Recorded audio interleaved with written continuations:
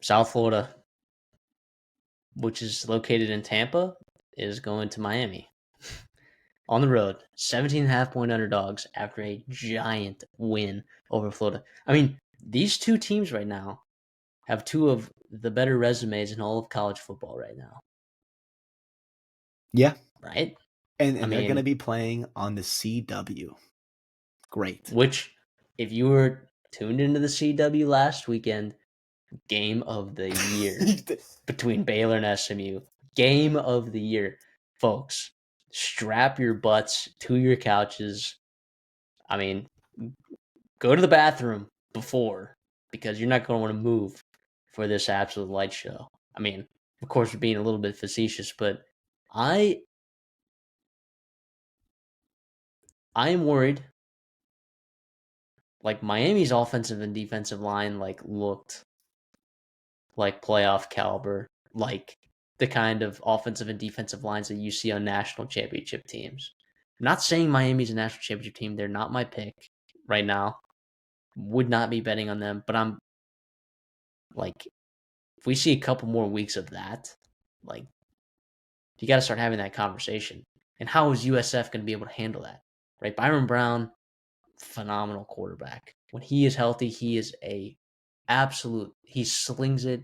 He's an unbelievable athlete. Like, and this USF defense, you have to give this USF defense credit. I mean, obliterating Boise State, just decimating them. You had the help of some plays here or there for sure. Florida, I mean, they're only scoring 16 on you. Like, you have to give this defense and special teams some credit at some point too. Yeah, I mean, Alex Golish, Byron Brown, they get a lot of the attention as they should. Those are your household names. But yeah, it was super impressive getting off on third down, causing turnovers, all that kind of good stuff. It is a little bit worrisome.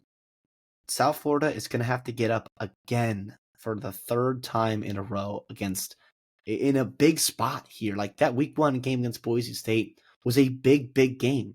Week 2 against Florida on the road was a big game.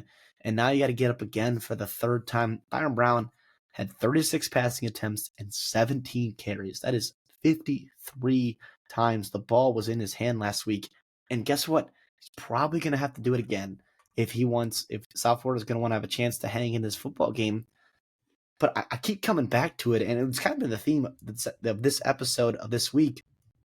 If you asked me before the season, like I genuinely, and close your eyes, close your ears, Miami fans, I genuinely thought Florida was a better football team than Miami, right?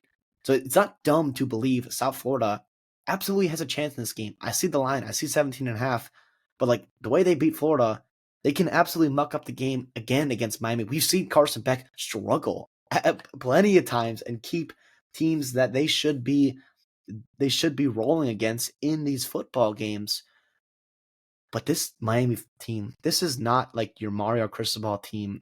It doesn't feel like it of past where it's like, when is the letdown going to happen? When are the stupid penalties? When are these stupid turnovers? All this kind of stuff that's plagued them for years now with all the talent that they've had. This seems like a really well-built football team, a really well-coached football team. I think they got both coordinator spots right with Dawson and and the kid from Minnesota there, the defense coordinator there. So Heatherman. with Corey Heatherman, but and that Notre Dame win was just super impressive. I know it was a close game. I know it was a true or redshirt freshman quarterback. I know you probably could have even lost it, and it was at home.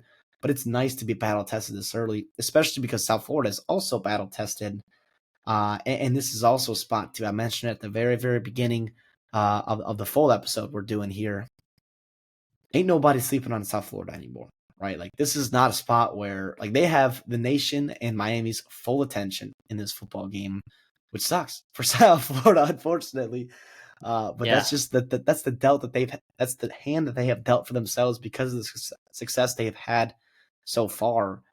Um, yeah, I do want to see I want to see Miami physically dominate this game from start to finish. Do what Florida could not do. If you give this team, South Florida, a chance in the fourth quarter, you've got a very confident team who has plenty of talent all over. You've got the transfer portal defensive line. You've got unbelievable talent on the offense side of the ball. You've got a very good football coach. and schematically, coached football team. Could be interesting. Yeah, I'll take USF plus 17.5 and Miami to win. That's what I'll do. And I I do believe that there is a situation where Miami just mauls them, right? I mean, because it's kind of what you saw against Notre Dame. It's just Notre Dame, like that floor of talent that they have, was able to keep them in that game. And honestly, CJ Carr just really solid second half from him. I don't love it. I don't love taking USF plus 17.5, but I think that's what I'll live with there. Yeah, I'll take them too. I worry about, like you said, if this game gets out of script, Byron Brown, like playing from behind, is not where you want to be, I guess, with this Sure. offense. So that's definitely something where if you are down by 10 points at half, like how aggressive are you? What kind of turnovers do occur? It's hard to predict that now, sitting here Monday night before the game. But it's just unfortunately a realistic possibility that can happen with the certain game script here. Oh, man. Wouldn't it be crazy, man? College football runs through the state of Florida, man. I'll just say it. Anybody else? No, nobody else good, so I'll say it. But no,